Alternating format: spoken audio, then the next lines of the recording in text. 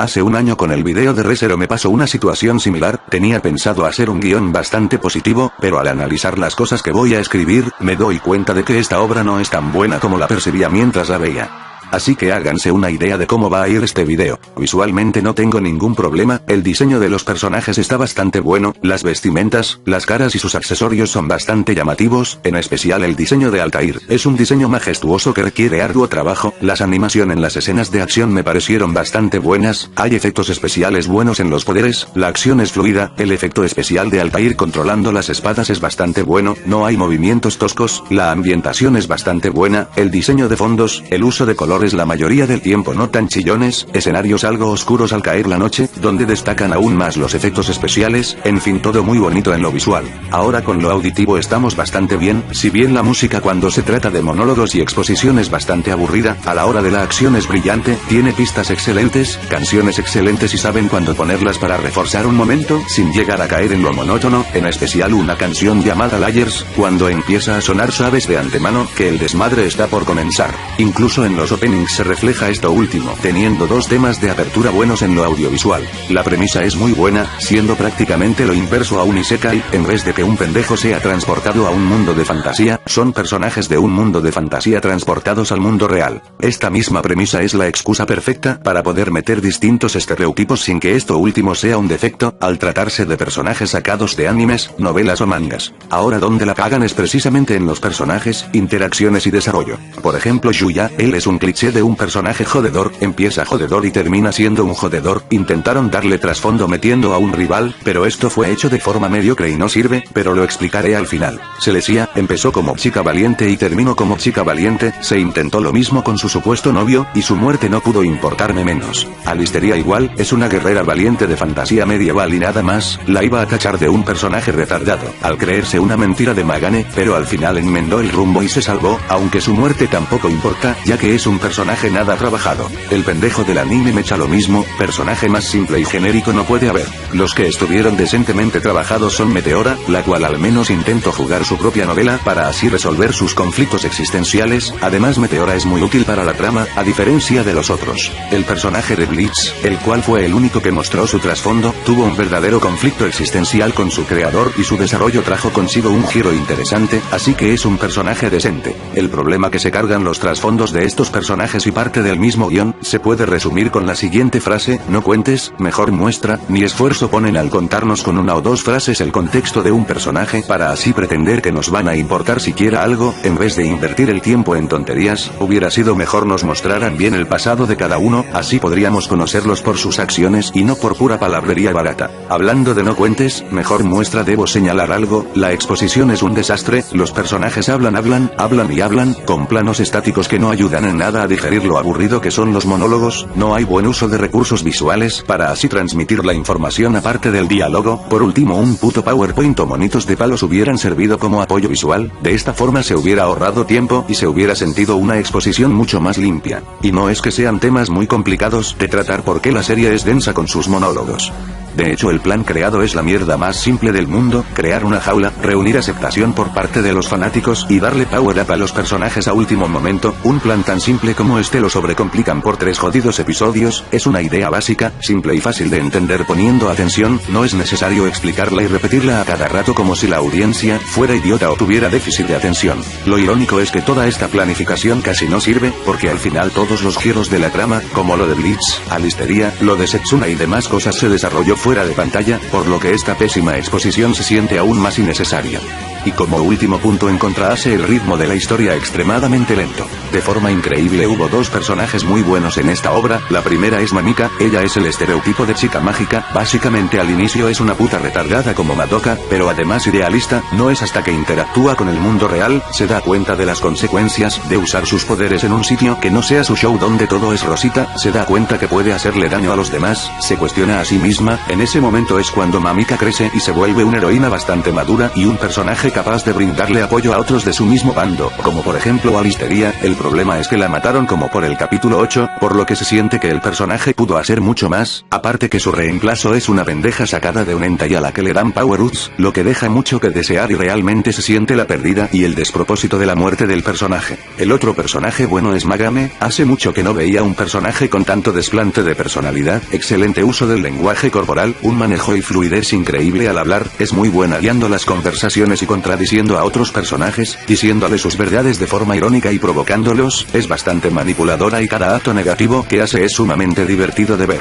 Es de esos personajes que son malvados, pero aún así no te cae mal por la forma en que hace las cosas. Sería un excelente personaje si no fuera por el uso que le dan al final, donde prácticamente por capricho decide ayudar muy convenientemente al bando de los buenos, aunque tampoco es la única conveniencia. Las peleas podrían ser buenas, tienen muchos efectos especiales buenos, la música ayuda, la acción es bastante fluida, nunca hacen mala exposición para explicar poderes, es un buen espectáculo visual y bastante divertido, se basan mucho más en la acción por sobre estrategias, lo cual no es malo, porque la acción es bombástica y llega a ser muy entretenido ver un espectáculo así. Lamentablemente tienen un defecto y es que siempre llega un pendejo a interrumpir las peleas, una lástima realmente. La lógica interna de la serie es bastante débil y cuestionable, lo más obvio, un personaje sacado de su anime y que lee su manga en el mundo real se estaría spoileando, entonces se genera una contradicción, ya que el guión del anime ya está hecho para que la historia avance de cierta forma, pero el personaje sabría todo lo que sigue y cómo evitar que ciertas cosas, como por ejemplo desgracias. Si el personaje al volver a su respectiva serie, actúa usando la información estaría básicamente cambiando el guión y el trabajo de animación realizado por los productores, lo cual no tiene un puto sentido, no es como si las nuevas acciones del personaje se animaran solas, tampoco se sabe si el personaje tiene como contradecir a la escritura de su obra para así actuar por su cuenta contradiciendo al guión, es por ello que no le encuentro el sentido.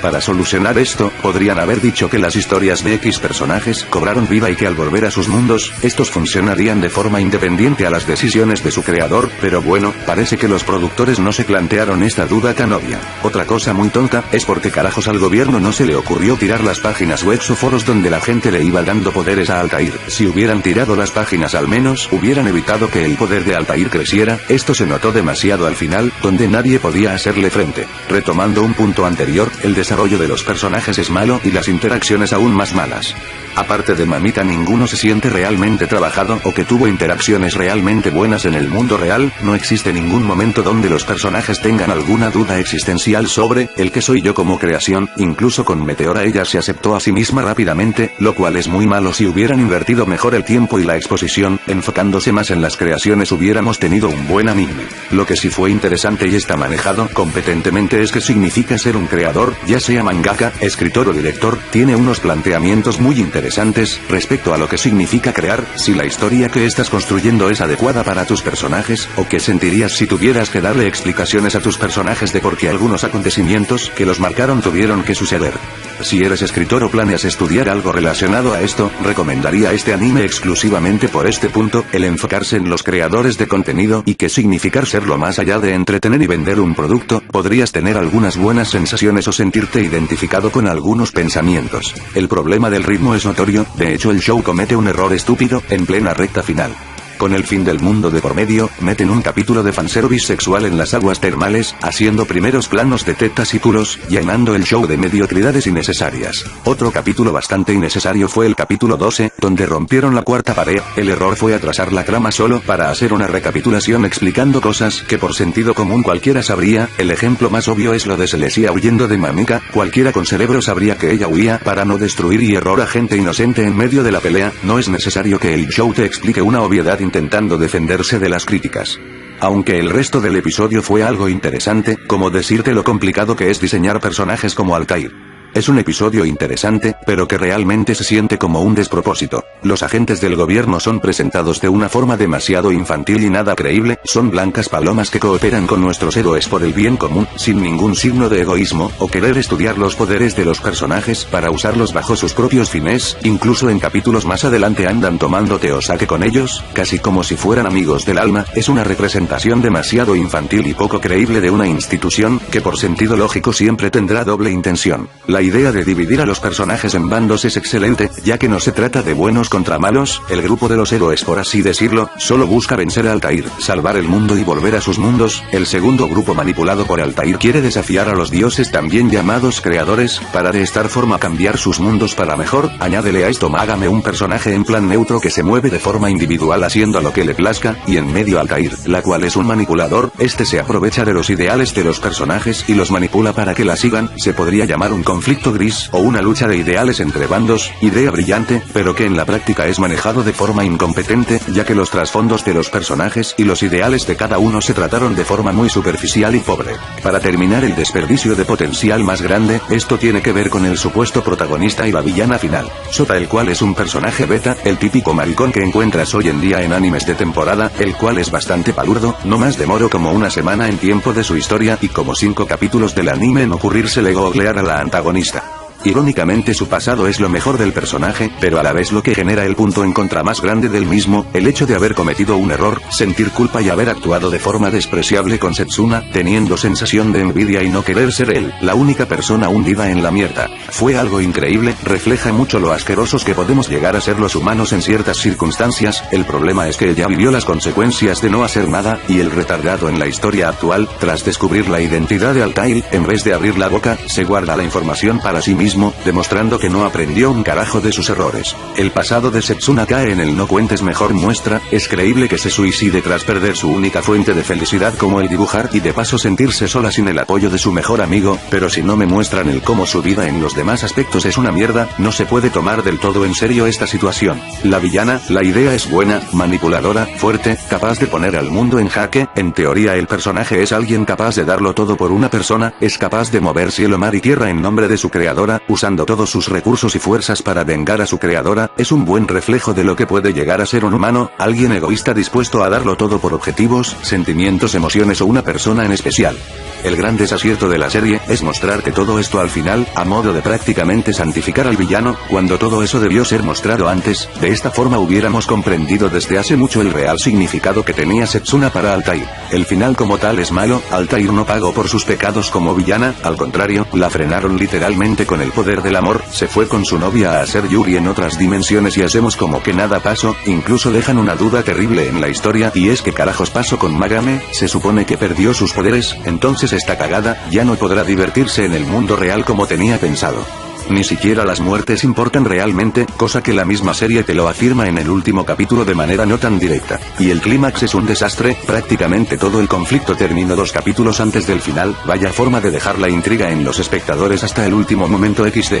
Incluso la relación entre Altair y el pendejo protagonista daba para mucho más, digo ella sabe quién es desde el inicio, y qué significó para su creadora, la falta de enfoque y desarrollar algo con estos dos personajes es un error y desperdicio tremendo. En resumen, Recreators desperdicia casi todo su potencial, empezó bien pero termina decepcionando bastante.